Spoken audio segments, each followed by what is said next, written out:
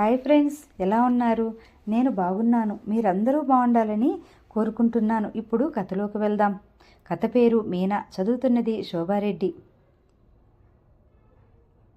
నువ్వు రాకపోయినా నేను మీనాని చేసుకోవడని కాదు. కాబట్టి మీనాతో వివాహానికి నా విముఖత్వం కలగటానికి నీకు ఎలాంటి సంబంధము లేదు.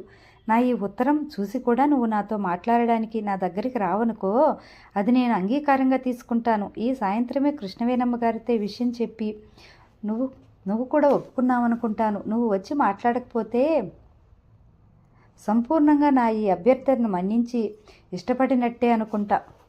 ఈ ఉత్తరం ముగిస్తున్నాను. ఉంటాను. నీ సారథి. చదవటం పూర్తి చేసి నేను నిట్టూర్పు విడిచాను. జాగ్రత్తగా మడతపెట్టి జేబురుబాల్లో భద్రపరిచి రాజు చేతికిచ్చాను. అది నిటారుగా కూర్చుని రోడ్డు వైపు చూస్తుంది.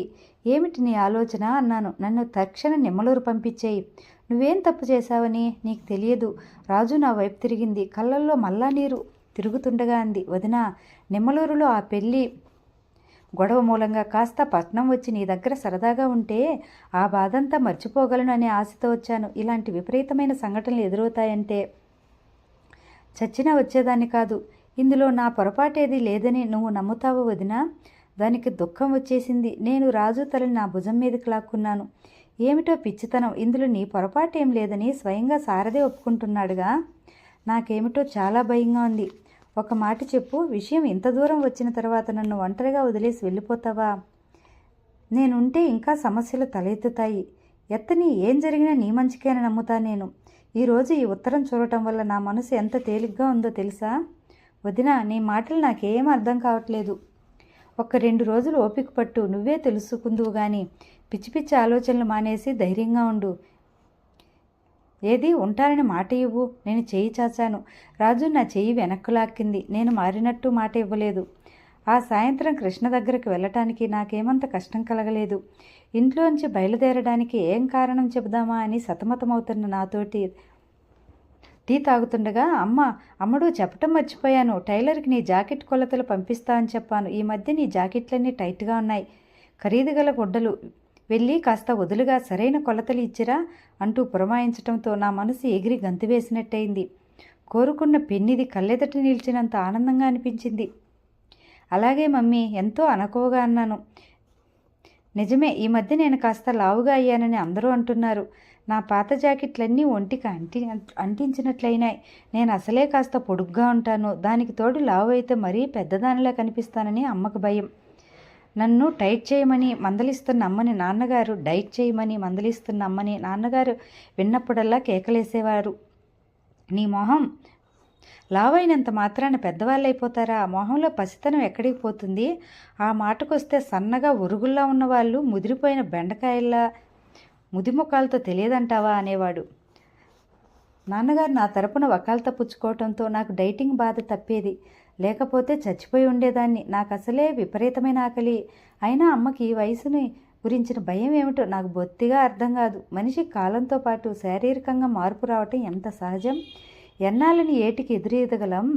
ఎన్నాళ్ళని కాలంతో పోరాడగలం? ఎప్పటికైనా మనం దాని చేతుల్లో పడిపోక తప్పదు.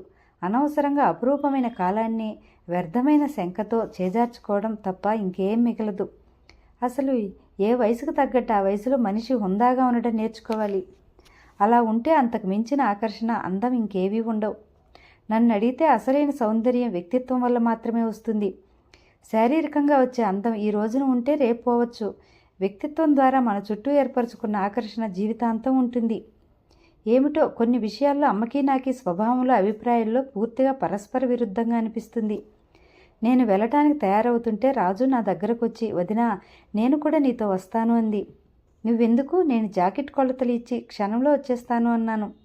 రాజు నా భుజం మీద చేయి వేసి నా కళ్ళల్లోకి అర్థిస్తున్నట్టుగా చూస్తూ దీనంగా అంది, ఏమో వదినా, నాకెందుకో చాలా భయంగా ఉంది. నా మనసు ఏమిటో అశుభాన్ని శంకిస్తోంది. ఊహించినదేదో జరగబోతున్నట్టు నా గుండెలు బిగబట్టినట్టు అవుతున్నాయి. నువ్వు ఒక్క క్షణం కనుమరుగైతే 1000 ఆలోచనలు నన్ను వేధిస్తున్నాయి. నా భుజం మీద ఉన్న రాజు చెయ్యి మృదువుగా నొక్కాను. ఓయ్ పిచ్చి మొహమా, నువ్వు ఒట్టి కంగారు మనిషివి, అంతకంటే ఇంకేం కాదు. నువ్వు అనవసరంగా నీ నీడను చూసి జడుచుకుంటున్నావు. నీ ఆలోచనలు నిన్ను సతాయిస్తున్నాయి. నేనుండగా ఏ అశుభమూ జరగదు, నీకేం భయం లేదు సరేనా? లాలనగా దాని వైపు చూశాను. ఏమో వదిన, రాజు ఇంకేదో చెప్పబోతుండగా ఇందులో క్రింద నుంచి అమ్మాయి రాజు అని పిలిపినిపించింది. వదిన, నేను కూడా నీతో వస్తాను, నేను లేకుండా నువ్వు వెళ్ళొద్దు. రాజు మరోసారి నన్ను హెచ్చరిస్తున్నట్టుగాని క్రిందకి వెళ్ళిపోయింది. 10 నిమిషాల్లో నేను గబగబా తయారై క్రిందకొచ్చాను. ఎక్కడ ఆలస్యం చేస్తే రాజు మళ్ళీ వచ్చి నేను కూడా వస్తానని హఠం చేస్తుందోనని భయంతో జడ గబగబా అల్లుకొని ఎదురుగా స్టాండ్ మీద చేతికందిన చీర తీసుకుని కట్టుకుని వచ్చేశాను. అమ్మ కోసం క్లబ్ తరపు నుండి ఎవరో వచ్చారు. వాళ్ళంతా క్రింద హాల్లో కూర్చుని మాట్లాడుతున్నారు. ఆ సంభాషణ నా గురించి వినిపించడంతో మెట్ల మీద అప్రయత్నంగా ఆగిపోయాను. అమ్మాయికి పెళ్లి స్థిరపడిందట్టుగా ఒక ఆవిడ అడుగుతోంది.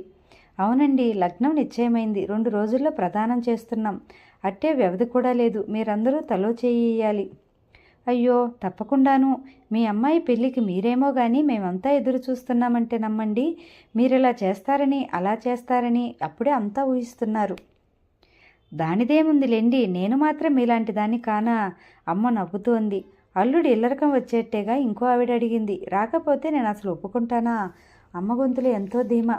అవునులండి, ఒక్కగానొక్క పిల్లాయే, అది సహజమేగా. అందులో అతనికి తల్లి తండ్రి లేరు. నేను చెప్పాను, అబ్బాయి నువ్వే మాకు కొడుకు, అమ్మాయే కోడలు అనుకుంటామని అంది అమ్మ. బాగా చెప్పారు. అందరూ గొల్లున్నవ్వారు. వాళ్ళ నవ్వు అలలుగా తేలివచ్చి నన్ను ముంచేయసాగింది. నా గుండెల్లో అతి సున్నితమైనదేదో ఆ నవ్వులకు భయపడిపోయినట్టు ముడుచుకుపోసాగింది. క్షణంసేపు కృష్ణ దగ్గరికి వెళుతున్నాననే ఆనందం, కుతూహలం కూడా చచ్చిపోయినాయి. ఇంతలో ఒక ఆవిడ నన్ను చూసింది. అదిగో మీనా వస్తుంది. అందరూ తిరిగి చూశారు. నేను క్రిందకు దిగి వచ్చాను. మమ్మీ, నేను వెళ్తున్నాను అన్నాను. వెళ్ళి త్వరగా రా. చూడు, వచ్చేటప్పుడు సారథి దగ్గరికి వెళ్ళి అతన్ని కూడా తీసుకురా. నాన్నగారు ఏదో మాట్లాడాలని అన్నారు. యాంత్రికంగా తల ఊపి బయటకు వచ్చేశాను. సారథి సారథి అనుక్షణం ఆవిడ నోట్లో అదే మాట. ఆవిడ అంతగా అభిమానిస్తున్న ఆ సారథి మనసులో నాకు స్థానం లేదని, ఇంకొకరు చోటు చేసుకున్నారని తెలిసిన క్షణం ఆవిడ ముఖం ఎలా ఉంటుందో. ఇల్లరకం రాకపోతే నేను అసలు ఒప్పుకుంటానా? ఆవిడ మాటలు నా చెవుల్లో గింగురుమన్నాయి. ఆ కట్టంలో ఎంత ధీమా, ఎంత నమ్మకం! సారదే కాదు, ఇంటికి ఇల్లరకం రావాలని అభిలాష ఉన్న ఏ వ్యక్తి నీడ కూడా నేను సహించలేనని ఆవిడకు అరిచి చెప్పాలనిపిస్తుంది. అతనికి తల్లి తండ్రి లేరు. నేను చెప్పాను, అబ్బాయి నువ్వే మాకు కొడుకు, మా అమ్మాయే కోడలనుకుంటాం. అమ్మ అన్న ఆ మాటలు నాకు బాణాల్లా గుచ్చుకోసాగినాయి. సారథిలో ముఖ్యంగా ప్రప్రథమంగా అమ్మను ఆకట్టుకున్న విషయం ఏమిటో నాకిప్పుడు అర్థమైంది. సారథికి తల్లి తండ్రి లేరు. కృష్ణవేణమ్మ గారికి రాబోయే అల్లుడికి నా అనే దగ్గర వాళ్ళు ఎవరూ ఉండకూడదు. సాధారణంగా పెళ్ళి అయితే ఆడపిల్ల అత్తవారి ఇంటివైపు వాళ్ళని కలవాలి. ఇక్కడ దానికి పూర్తికి విరుద్ధంగా అంది. అమ్మ మాటకు 1కి 10 సార్లు సారథి ఆ విషయంలో నాకంటే కూడా ముఖ్యంగా తను అదృష్టవంతురాలనని ఎందుకంటుందో నాకిప్పుడు అర్థమైంది. ఆవిడ అక్షరాల కోరుకున్న వ్యక్తి లభించాడు. సారథిలో అమ్మ ఆలోచించినవన్నీ ఉన్నాయి. తనకు తగిన అల్లుడు వచ్చాడని మురిసిపోతుంది తప్ప నా ఊహలకు సారథి తగిన భర్త అవునా కాదా అని అమ్మ ఆలోచించడం లేదు. ఈ విషయంలో నాన్నగారు కూడా అమ్మ పక్షం అవటంతో నేను పూర్తిగా ఒంటరిదాన్ని అయిపోయాను. ఈ విషమ స్థితిలో ఈ రూపేణా రాజు అనుకోకుండా వచ్చి నాకు అండగా నిల్చుంది. రాజు అంటే సారథికి ఆకర్షణ కలగడం నిజంగా ఒక విధంగా నా అదృష్టమనే చెప్పాలి. చల్లగా ఈరోజో రేపో సారథికి నా మనసులో ఉన్న ఈ బాధంతా చెప్పేయాలి. నేను సారథి రాజేశ్వరి ఒకటి అయితే అమ్మ మమ్మల్ని ఏమీ చేయలేదు. చల్లగా ఒక శుభముహూర్తాన రాజునకు రిజిస్టర్ మ్యారేజ్ చేసుకోమని చెప్పేస్తాను. అవసరమైతే నేను దగ్గరుండి జరిపిస్తాను. ఆలోచనలు వరవడలో కొట్టుకుపోతున్న నేను కృష్ణ ఉంటున్న హోటల్ దాటి ముందుకెళ్ళిపోతున్నానని గుర్తొచ్చి కారు రివర్స్ చేసి వెనక్కి తీసుకొచ్చాను. హోటల్ ఆవరణ నిండా బయట తలతలలాడుతున్న కార్లు బారులు తీర్చి నిలబడ్డాయి. రకరకాల మనుషులు హడావిడిగా తిరుగుతున్నారు. హోటల్ గేటుకి సుస్వాగతమనే అక్షరాలు కుట్టిన గుడ్డ వెళ్లాడుతోంది. ఎవరో బాగా ఉన్నవాళ్ళది పెళ్లి రిసెప్షన్లా ఉంది. ఆ జనం, ఆ సందడి చూస్తే ఒక్క క్షణం నాకు మతిపోయినట్టుగా అయింది.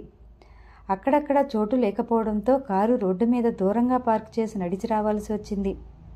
లోపలికి వచ్చిన నేను ఎలాగో ఆ జనాన్ని నుంచి తప్పించుకుంటూ ఎంక్వైరీ వైపు వెళ్ళాను. 7-8 అంతస్తులు అటు ఇటు రెక్కలు చాచుకున్నట్టు ఆ హోటల్కి 2-3 వైపుల నుంచి మెట్లున్నాయి. కృష్ణ ఉన్న రూమ్ ఎటువైపున ఉందో ఎంక్వైరీ చేయటానికి వెళుతున్న నేను ఇంతలో మీనా అన్న పిలుపు మోచే దగ్గర అంటనట్టు తాకిన స్పర్శతో వెనక్కి తిరిగి చూశాను. నా ఎదురుగా కృష్ణ నిలబడి ఉన్నాడు. ఓ నువ్వా అన్నాను. నిన్ను గేటు దగ్గరే చూశాను నేను. నీ దగ్గరకు వచ్చే లోపలే నువ్వు జనంలో కలిసి దూరమయ్యావు అన్నాడు. నీ రూమ్ ఎటువైపున ఉందో కనుక్కుందామని వచ్చాను. ఇటురా, ఇటువైపు వెళ్ళాలి, దారి తీస్తూ అన్నాడు. నేను అతన్ని అనుసరించాను. జనం నేల ఈనినట్టుగా కిటకిటలాడుతున్నారు. అందరిలో ఏదో ఉత్సాహం. ఇటురా, మెట్లు చాలా ఉన్నాయి, లిఫ్ట్లో వెళ్దామా అన్నాడు. నేను తల ఊపాను.